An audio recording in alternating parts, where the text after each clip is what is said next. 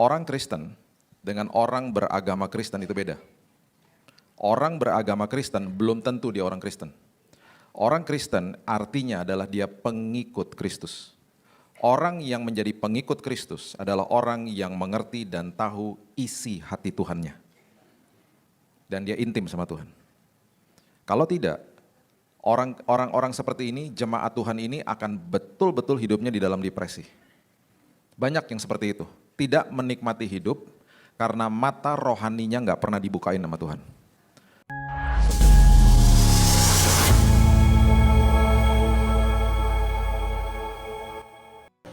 Bapa yang baik, terima kasih buat hari yang indah, hari yang kudus, hari yang dahsyat. Setiap hari Tuhan ciptakan untuk kami dan selalu ada keindahan Tuhan di dalamnya. Sebabnya hari ini Tuhan kami begitu mengucap syukur karena kami tahu ucapan syukur Tuhan akan membuat kami sadar bahwa Tuhan selalu hadir dalam hidup kami. Terima kasih Tuhan buat hari yang indah, terima kasih buat masa depan yang indah, bahkan tahun yang akan baru yang sebentar lagi akan kami masuki, juga tahun yang indah yang Tuhan sudah siapkan bagi kami. Terima kasih buat kebaikan Tuhan, kami percaya firman Tuhan jadi pedoman, jadi pelita bagi langkah hidup kami. Di dalam nama Tuhan Yesus, kami sambut firman kebenaran, dan kita sama-sama katakan, amin, amin, amin. Haleluya, silakan duduk, shalom. Oke. Senang ya, udah mau Natal ya. Udah Natal lah ya, kita selalu kalau bulan Desember tuh kayaknya senang banget ya hatinya ya. Jangan makan banyak-banyak loh. Ada orang Manado di sini? Banyak orang Manado. Jangan kebanyakan babi ya. Saya waktu sembuh sakit di tahun 2019, kalau belum tahu saya pernah kena cancer di tahun 2019. Waktu sebelum saya keluar dari rumah sakit, saya duduk dengan dokter nutritionist, ya, 1,5 jam. Dan dia bilang begini sama saya, siap-siap, ini kabar baik soalnya. Pak, kalau di atas meja ada babi sama ada sapi, pilih babi Pak. Terus saya tanya, kenapa? Itu daging putih.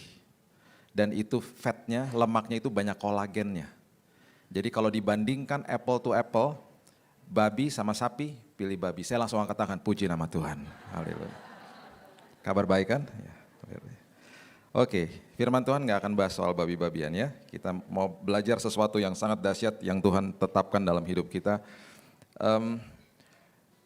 Beberapa bulan, beberapa tahun lah sebenarnya ini ya. Saya banyak dibuat sedih sama banyak jemaat yang sering datang kepada saya dan hidup mereka stres. Jadi gini, perhatikan prinsip ini baik-baik. Orang Kristen dengan orang beragama Kristen itu beda. Orang beragama Kristen belum tentu dia orang Kristen. Orang Kristen artinya adalah dia pengikut Kristus. Orang yang menjadi pengikut Kristus adalah orang yang mengerti dan tahu isi hati Tuhannya. Dan dia intim sama Tuhan. Kalau tidak, orang-orang seperti ini, jemaat Tuhan ini akan betul-betul hidupnya di dalam depresi.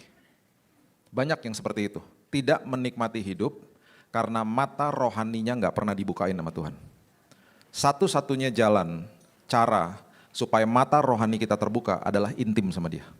Akhirnya kita melihat hidup ini dari sisi atau dari perspektif hatinya Tuhan, bukan hati kita. Dan ini sangat penting untuk kita mengerti. Karena setiap hari selama kita hidup, kita tidak akan pernah lihat Tuhan secara fisik. Dan itu yang susah. Yang kita lihat penyakit, yang kita lihat masalah, yang kita lihat orang nyebelin di sebelah kita. Dan itu terus-terusan akan terjadi karena dunia ini gelap. Sejak kita lahir sampai nanti kita menutupkan mata, kita tidak akan lihat Dia. Itu sebabnya waktu Dia baru bangkit, Dia membuat sebuah perjalanan, sebuah kisah yang luar biasa ketika Yesus berjalan bersama dengan 2 murid yang bukan ring satunya, dalam perjalanan ke Emmaus. Mata mereka dibutakan, seolah-olah seperti nggak bisa lihat Tuhan Yesus, dan ketika sampai di depan pintu rumah mereka, Alkitab mengatakan dengan jelas, Yesus berbuat seolah-olah ingin meneruskan perjalanan. Berarti Tuhan tidak pernah paksa kita. Dia nggak pernah paksa untuk masuk. Alkitab mengatakan Tuhan kita yang baru bangkit, mengalahkan kematian, berbuat seolah-olah ingin meneruskan perjalanan. Berarti dalam hatinya apa? Undang dong aku masuk. Dan ketika mereka undang, di saat itu mereka lihat Yesus. Mata rohani mereka terbuka akhirnya. Itu sebabnya penting bagi kita, bukan main-main agama. Semua agama diciptakan sama manusia, termasuk agama Kristen. Itu sebabnya saya selalu katakan begini, hormati agama Kristen, hormati tata ibadah, hormati sinode, denominasi, hormati hamba Tuhan, jangan dikultuskan. Orang-orang seperti saya ini penyampai kabar baik, kabar keselamatan, bukan mediator, mediatornya Yesus. Jangan kultuskan hamba Tuhan. Jangan berpikir orang yang berdiri di depan sini berarti itu orang lebih dekat sama Tuhan, enak aja. Ada kemungkinan yang lebih dekat sama Tuhan yang duduk di sana. Yang di sini dosanya belum ketahuan aja, ayo. Jangan dikit-dikit begini, datang-datang hamba Tuhan, Pak doain Pak, buat apa? Supaya anak saya bisa kuliah cepat-cepat kuliah Pak. Pak doain Pak, buat apa? Supaya anak saya dapat jodoh. Pak doain Pak, buat apa? Saya juga bingung Pak, terserah Bapak aja. Lama-lama saya charge ya, udah kayak dukun tau gak rasanya. Gak apa-apa minta didoain, cuman kita nih kakak beradik di dalam keluarga besar Allah, bapaknya satu. Itu sama aja kalau adik saya datang ke saya bilang begini, Bill bilang dong sama papa mama aku pengen banget makan roti tolong beliin dong. Saya akan ngomong apa sama adik saya? Ngomong sendiri aja. Terus dia bilang apa? Enggak, kamu lebih dekat. Tuh kayak gitu tuh. Aktifkan imanmu. Minta didoain, saling mendoakan, that's okay. Itu sah-sah aja kok. Saya waktu sakit juga butuh didoakan, dalam kondisi lemah kita butuh saling menopang dalam doa. Tapi aktifkan imannya, ingat Alkitab katakan roh yang membangkitkan Kristus dari kematian ada di dalam kita. Jadi kita punya rohnya sama semuanya. Itu sebabnya selalu datang kepada Tuhan, ya, datang dan mengerti bahwa satu-satunya Tuhan yang turun dari tahtanya menghampiri manusia dan dia nggak pernah bawa agama Kristen, dia bawa hubungan hanya Yesus. Dia nggak pernah katakan begini, ayo kamu beragama Kristen dulu baru ikut saya, enggak, follow me, ikut aku, itu orang Kristen namanya. Jadi kita harus betul-betul mengerti ketika saya datang ke dalam gedung gereja, saya gerejanya, ini gedungnya. Kalau kita nggak ngerti prinsip itu, kita terjebak di dalam yang namanya ibadah dan jagoan kandang di dalam gedung gereja. Karena nanti ketika doa berkat disampaikan, kita berpikir apa? Ibadah sudah selesai. Ibadah nggak pernah bisa selesai. Saya gerejanya kok. Ini gedungnya. Karena Yesus katakan adalah apa? Sebentar lagi ada yang melebihi bait Allah. Dipertajam sama Paulus, tubuhmu adalah bait Roh Kudus. Saya nggak punya waktu untuk bahas itu semuanya. Pokoknya prinsipnya adalah semua yang serba fisik di perjanjian lama dimasukin ke dalam sini sama Yesus. Semuanya begitu. Itu sebabnya saya rindu ya. Kita kalau mau mulai ibadah kan selalu katakan, Tuhan kami mau berikan yang terbaik, kami akan mulai ibadah kami terus kita langsung dalam posisi yang sakral, kudus, menghormati Tuhan. Harusnya nanti kalau kita pulang ke rumah setelah ini, saya nggak tahu Bapak Ibu mau kemana abis ini. Mungkin ada yang balik kantor atau segala macam ya. Ketika kita masuk ke dalam kantor kita, karena saya gerejanya, saya harusnya berdoa dalam hati gini, Tuhan aku akan mulai ibadahku di dalam gedung kantorku. Kita akan berikan yang terbaik langsung di situ.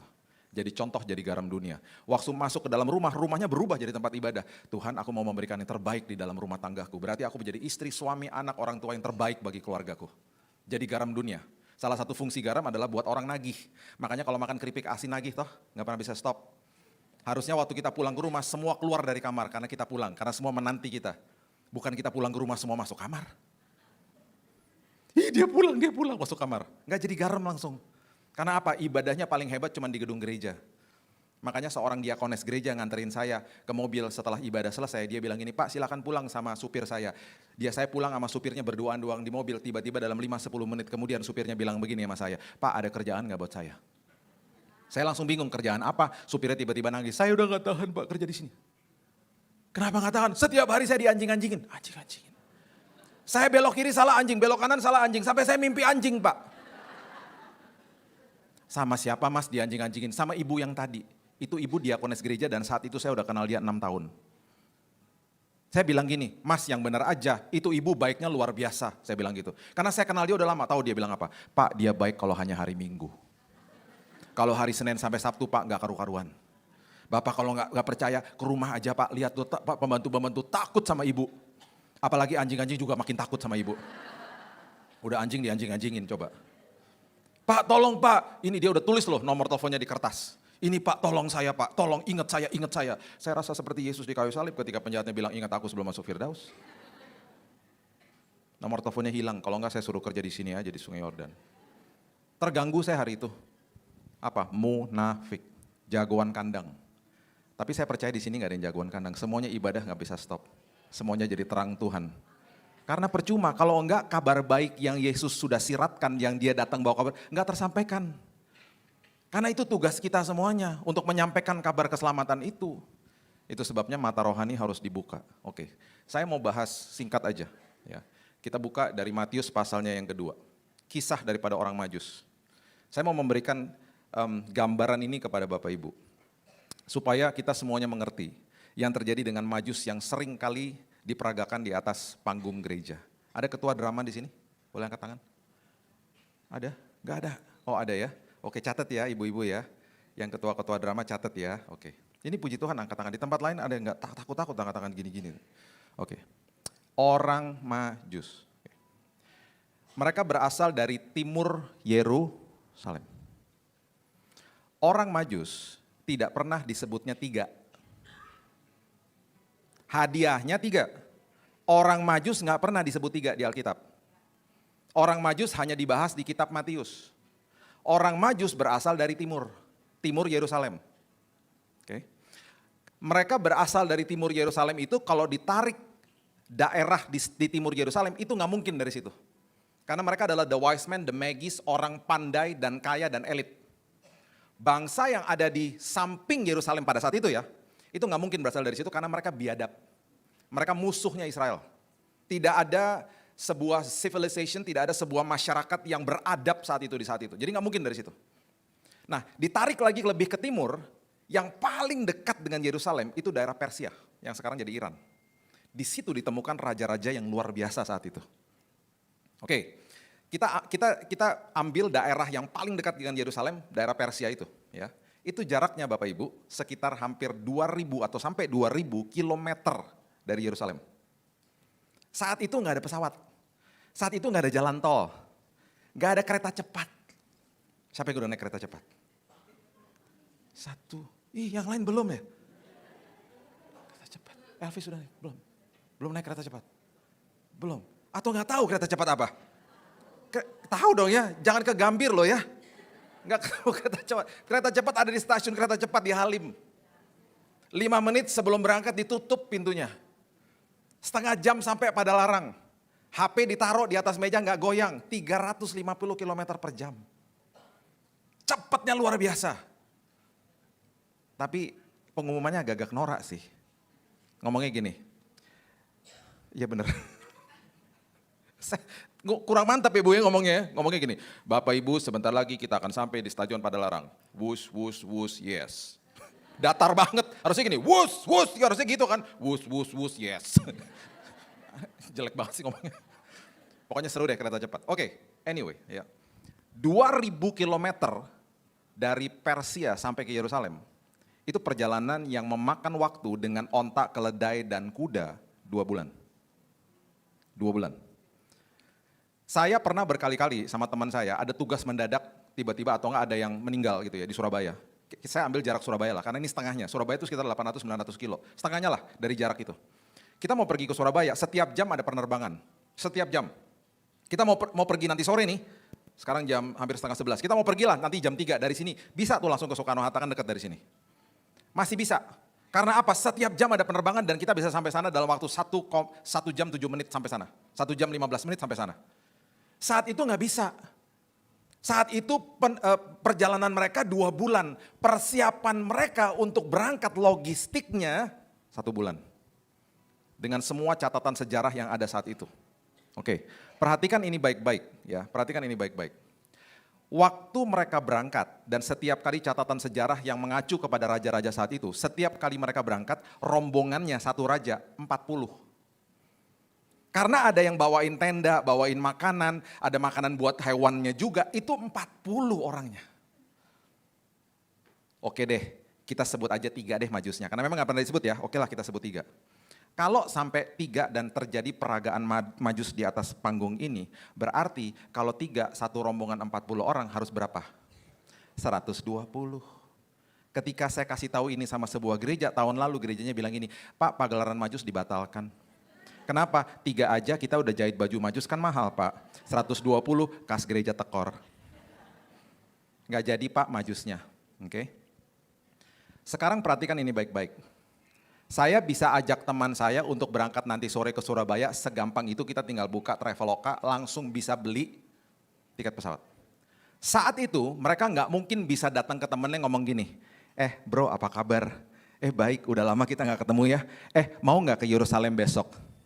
Oh ya, di mana tuh arah ke sana aja pokoknya. Dari kita sih ke barat ya berarti ya. Nah, lu mau nggak ke sana? Berapa lama bro? Sekitar 2 bulan pakai kuda sama onta. Mau nggak bro? Terus lu mau ke sana mau ngapain? Gua nih agak-agak kayaknya dapat sebuah kayak penglihatan gitu bro. Kita harus mengunjungi raja di sana. Emang kerajaan apa? Nah itu juga gue kagak tahu. Gue dapat penglihatan nih raja baru lahir masih bayi. Bapak ibu berpikir temannya akan bilang gini, lucu juga tuh yuk berangkat yuk gitu. Nggak mungkin, nggak mungkin. Kita harus taruh diri kita di saat itu, nggak mungkin. Jadi ada kemungkinan besar ketika satu raja mendapatkan sebuah pewahyuan penglihatan. Mereka bukan sekedar hanya lihat bintang aja udah gitu tiba-tiba berasa begini. Harus ke Yerusalem, oke ke Yerusalem. Enggak begitu, mereka dapat pewahyuan yang sangat kuat di dalam hati mereka dan ini agak aneh loh. Karena semua kerajaan yang mereka kunjungi, kunjungan kerajaan itu udah ada istananya. Dan udah ketahuan siapa rajanya. Dan sejarah mencatat ketika mereka mengunjungi raja-raja mereka bawa karung persembahan. Itu kemuliaan mereka ditentukan dari situ. Ketika diberikan kepada raja yang dikunjungi, diambil sama treasury-nya, disimpan di dalam gudang, dicatat semuanya. Karena supaya nanti ketika ada kunjungan balasan, raja yang mengunjungi kunjungan balasan ini harus memberikan lebih daripada yang dikasih.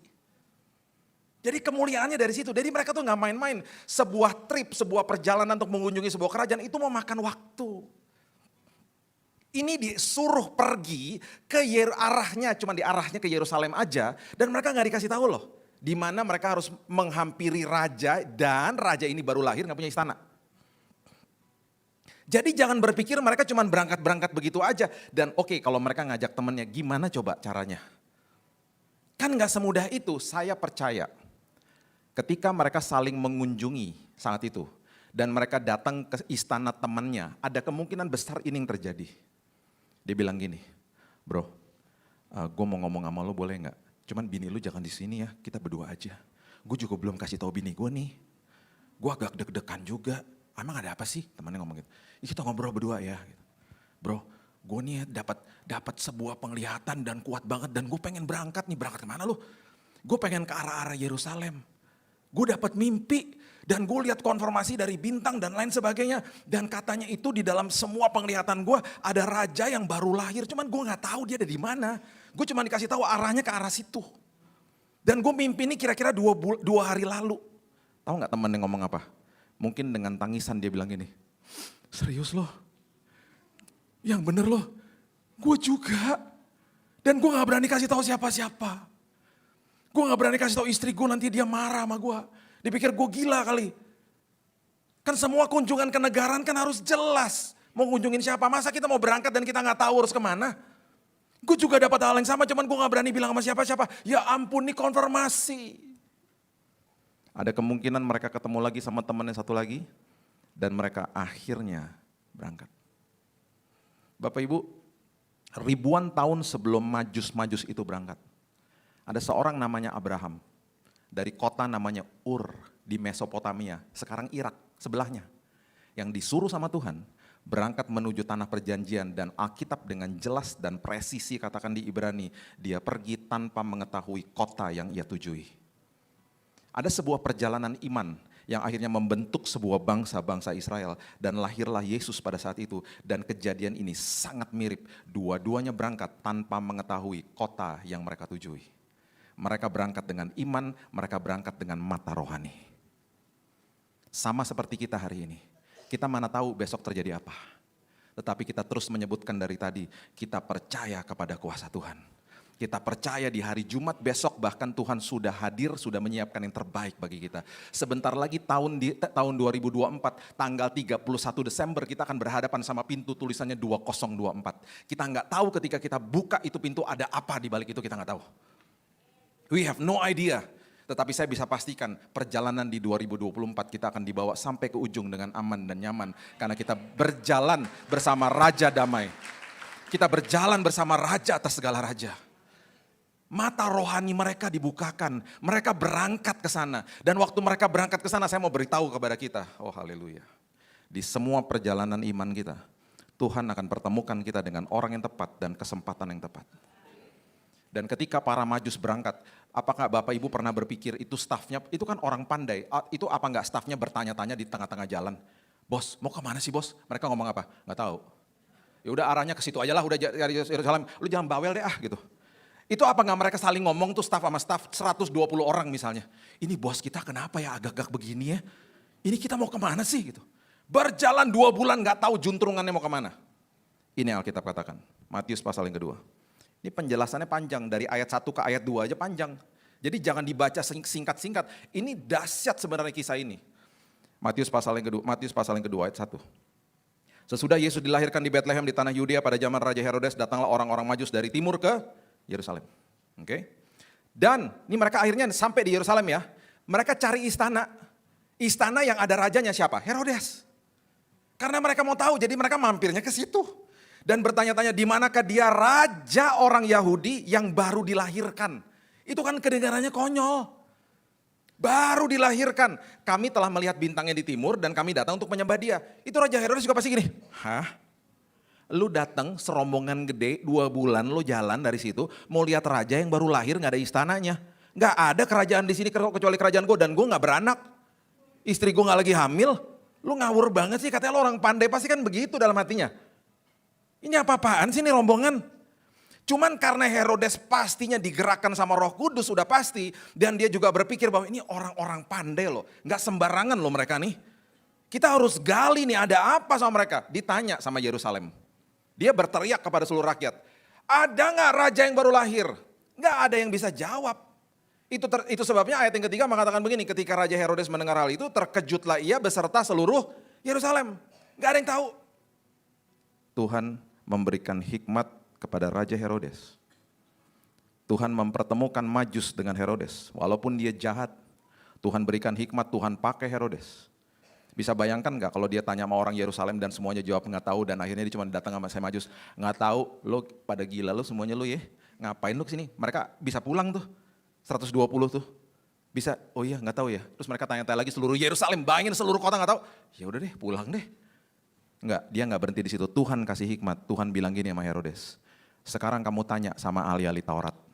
Kamu suruh mereka buka itu gulungan-gulungan kitab. Jangan-jangan ada nubuatan yang mengacu kepada hari-hari ini bahwa ada seorang anak yang lahir dan dia cikal bakal jadi beraja Yahudi. Jadi dipanggil nih ahli-ahli Taurat. Guys, sini. Ini kan ada rombongan nih ya. Lu tolong buka tuh semua tuh gulungan-gulungan kitab. Buruan, cari. Ada nggak nubuatan yang mengacu kepada hari ini? Mereka masuk ruangan, bisa bayangin nggak 120 itu betapa nervousnya mereka. Mereka mungkin dikasih pisang goreng sama teh ya, itu pada nggak bisa makan. Ayo guys makan dulu, jauh-jauh dari udah perjalanan 2 bulan. Aduh nggak bisa makan, nervous, tungguin ahli Taurat, udah gue minum aja. Ahli Taurat ini yang dikatakan, ayat 4. Maka dikumpulkan semua imam kepala ahli Taurat bangsa Yahudi. Lalu diminta keterangan dari mereka di mana Mesias akan dilahirkan. Mereka masuk ke ruangan dan tiba-tiba setelah sekian waktu mereka keluar dari ruangan, ini mereka pasti berteriak. Ayat 5, mereka berkata kepadanya, di Betlehem bos. Dia ngomong sama Raja Herodes. Bos kita ketemu bos di Betlehem, rupanya lahirnya tuh di Betlehem. Betlehem sama Yerusalem jaraknya gak jauh. Paling-paling cuma 6-7 kilo. Di Betlehem di tanah Yudea karena demikian ada tertulis dalam kitab Nabi. Mereka kasih tunjuk kitab Nabinya. Dan mereka bacain ini. Dan engkau Betlehem tanah Yehuda, engkau sekali-kali bukanlah yang terkecil di antara mereka yang memerintah Yehuda, karena daripadamu akan bangkit seorang pemimpin yang akan menggembalakan umatku Israel. Mereka baca itu dari mana? Ada di Alkitab kita, di Mika pasal yang kelima ayat yang kedua. Coba lihat, itu diambil dari Mika pasal yang kelima ayat yang kedua. Dikatakan begini, tetapi engkau hai Betlehem Efratah, hai yang terkecil dari antara kaum-kaum Yehuda, daripadamu akan bangkit bagiku seorang yang akan memerintah Israel. Yang permulaannya sudah sejak purbakala, sejak dahulu kala. Mereka baca kitab Mika 5 ayat yang kedua. Itu bisa bayangin gak 120 rombongan pada peluk-pelukan. Yes, yes, ketemu. Dan waktu mereka keluar dari situ dan sebelum mereka keluar, ini yang terjadi. Ayat 7, diam-diam Herodes memanggil orang-orang Majus dengan teliti bertanya kepada mereka bila mana bintang itu nampak. Diinterogasi mereka. Gimana sih dapat penglihatan itu? Jadi dia dapat kepastian nih, bahwa ini cikal bakal dan sudah tertulis dalam kitab nabi-nabi. Dan dia langsung rasa terancam, itu sebabnya dia membunuh anak-anak saat itu. Kemudian ia menyuruh mereka ke Betlehem, katanya pergi dan selidiki dengan seksama hal-hal mengenai anak itu, dan segera sesudah kamu menemukan dia, kabarkan kepadaku supaya aku datang menyembah dia. Ini semuanya adalah rancangan jahatnya dia. Ya, kita sudah tahu kisah itu, dan akhirnya setelah mendengar kata-kata raja itu, berangkatlah Majus itu, dan lihatlah bintang yang mereka lihat di timur mendahului mereka hingga tiba dan berhenti di atas tempat di mana anak itu berada, sehingga mereka melihat bintang itu, sangat bersukacitalah mereka. Bintang gak pernah ngikut dari timur, udah Majusnya cuma 3, persembahannya kecil begini, terus jalan begini-begini, lihat bintang gak ngikut. Bintangnya nongol lagi setelah mereka keluar dari istana Herodes. Oke. Terus kemudian ini yang terjadi, ya ayat terakhir coba lihat. Maka masuklah mereka ke dalam rumah itu, katakan dengan keras rumah itu, rumah. Dan melihat anak itu, katakan dengan keras anak itu, anak bersama Maria ibunya lalu sujud menyembah dia. Mereka membuka tempat harta bendanya, tempat harta benda bahasa aslinya sacks of gold, itu artinya SACKS, itu artinya karung. Bukan tempat kecil-kecil begini, karung. Dan mempersembahkan persembahan yaitu emas, kemenyan, dan mur. Catat ini baik-baik, orang Majus tidak pernah ke palungan. Orang Majus ke rumah. Saya mau cari tuh ketua youth saya waktu saya masih kecil. Karena dia yang nyuruh saya jadi gembala, saya ke palungan dan saya ketemu sama Majus. Hai Jus. Orang Majus sama gembala gak pernah ketemu. Orang Majus ke rumah, Yesusnya udah jadi anak bukan bayi lagi. Yusufnya disebut nggak? Enggak, karena ada kemungkinan besar Yusufnya udah kerja, itu hari kerja, mungkin lagi gojek atau kita nggak tahu lah. Yusufnya nggak ada. Jadi jangan pernah buat orang Majus udah cuma 3, persembahannya kecil, bintangnya ngikut, perginya ke palungan, salah semua itu. 120 orang. Mereka pergi dan mereka masuk ke dalam rumah dan mereka ketemu anak. Dan mereka akhirnya pulang karena mereka mata rohani mereka dibukain Tuhan, mereka pulang lewat jalan yang lain. Saya mau memberikan ini sebagai penutup untuk kita. Bilang sama Tuhan, buka mata rohaniku. Perjalananku dalam hidupku ini Tuhan, aku gak bisa lihat hari esok. Saya dirawat di lantai 8 di Singapore General Hospital. Selama 2,5 bulan. Dan saya diteruskan perawatan di sini. Kalau Bapak Ibu belum tahu, saya kena kanker darah, saya divonis mati 3 bulan. Setiap hari yang saya dengar di lantai 8 dan saya lihat sendiri, adalah orang menjerit, orang menangis, orang mau bunuh diri, karena lantai 8 adalah lantai kemo. Cancer itu sakit, di kemo makin sakit.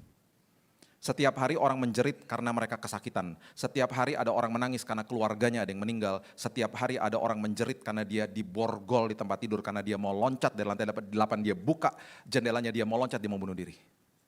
Karena sakitnya luar biasa. Saya kalau nggak dicelikan mata rohani saya udah nyerah dari hari pertama. Saya udah nyerah. Tapi semua itu karena kuat dan kuasa Tuhan.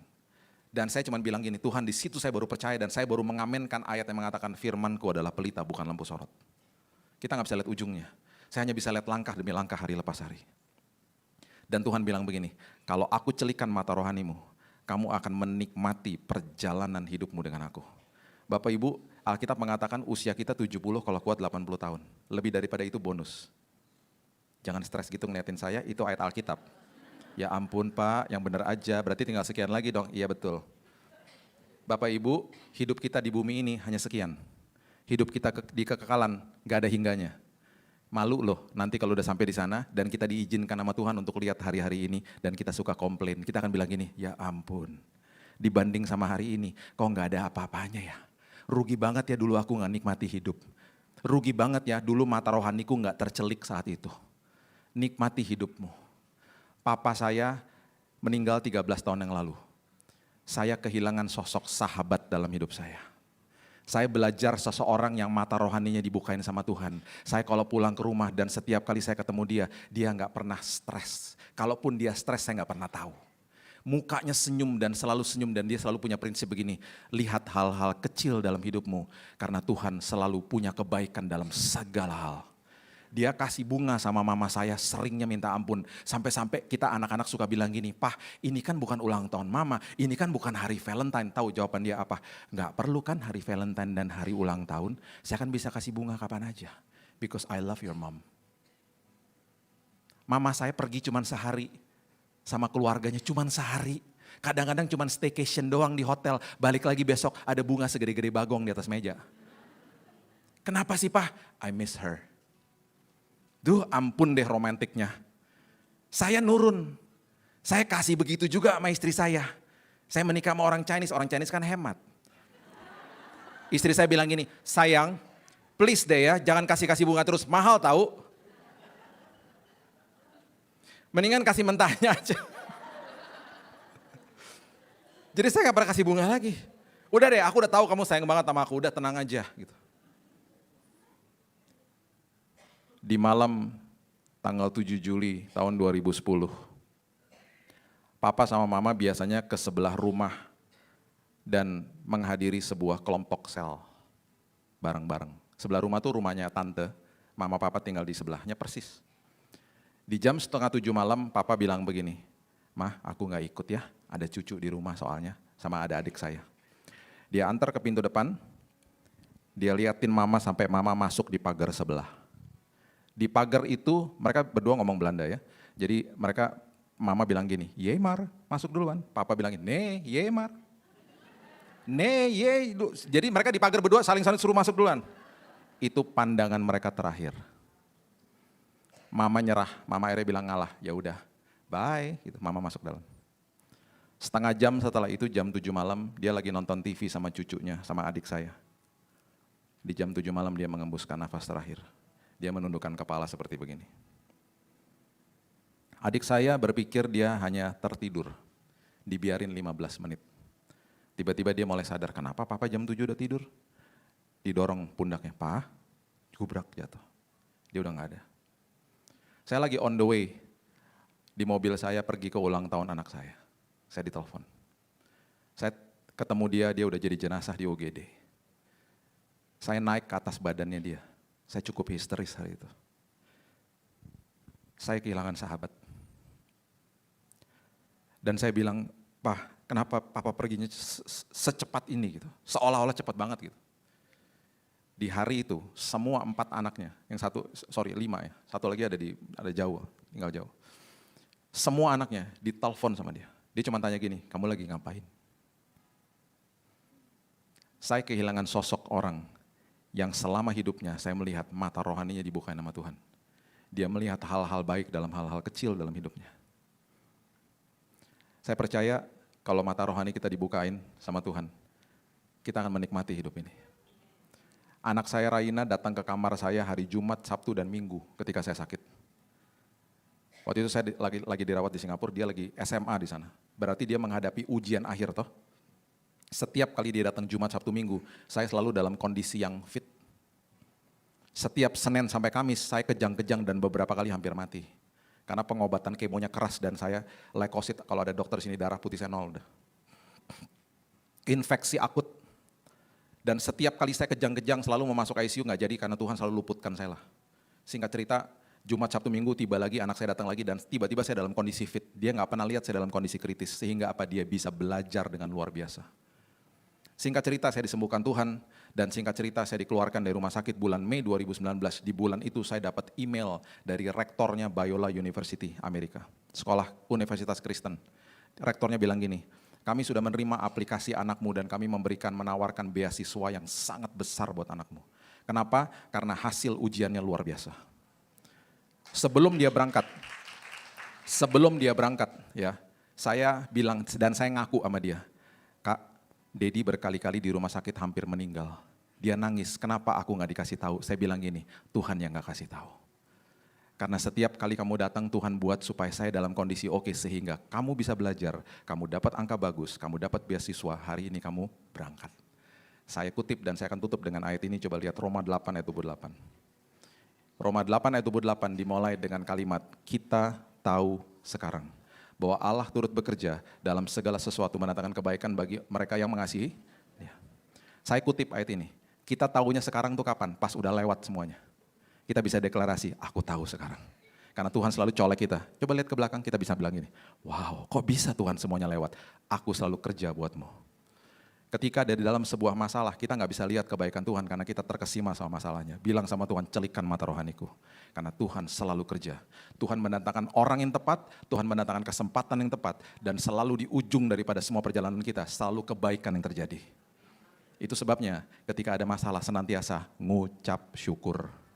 Terima kasih Tuhan, aku tahu Engkau sedang kerja. Di hari-hari yang sulit ini, aku mau tersenyum. Aku mau menikmati hidup, karena Engkau selalu baik dalam hidupku. Berikan tepuk tangan kita untuk Tuhan kita.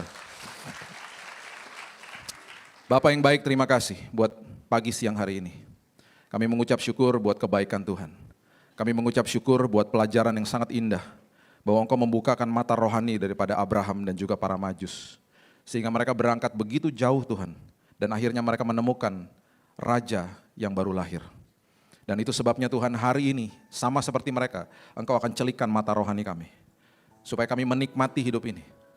Supaya kami betul-betul setiap hari bisa melihat kebaikan Tuhan dalam hal-hal kecil dalam hidup kami. Kami percaya Tuhan, Engkau luar biasa, Engkau baik, Kau punya rancangan dan rencana yang tidak pernah bisa digagalkan. Sebentar kami akan masuk dalam tahun yang baru.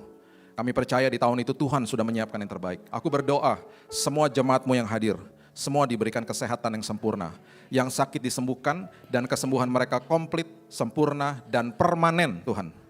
Bukan sekedar tubuh kami sehat, tetapi jiwa dan roh kami juga sehat dan kuat. Untuk terus berkarya melayani Tuhan. Umur panjang dan kenikmatan hidup ada di tangan kanan kami. Karena Tuhan yang memberikan. Kami adalah ranting yang melekat kepada pokok anggur. Pokok anggurnya sehat, karena itu kami juga sehat. Pokok anggurnya luar biasa, itu sebabnya kami juga jadi luar biasa. Karena semua nutrisi ilahi mengalir ke dalam hidup kami. Tuhan meteraikan firman ini, karena kami juga adalah manusia yang juga sudah dimeteraikan oleh Roh Kudus. Dan hanya di dalam nama Tuhan Yesus kami sudah berdoa, dan kami sudah menerima pesan Natal bagi hidup kami, yang akan kami jalankan hari lepas hari. Hanya di dalam nama Tuhan Yesus kami berdoa, kita sama-sama katakan amin. Amin.